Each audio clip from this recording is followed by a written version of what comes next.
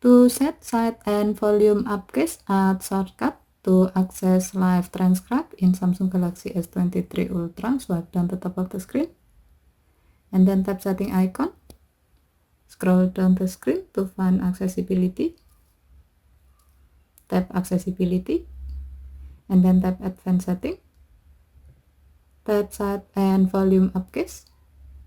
Scroll down the screen and then select live transcribe.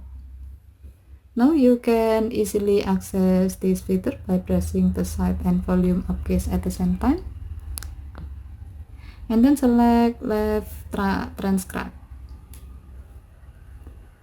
Now you can use your phone to capture the speech or sound and write them as a text on your phone.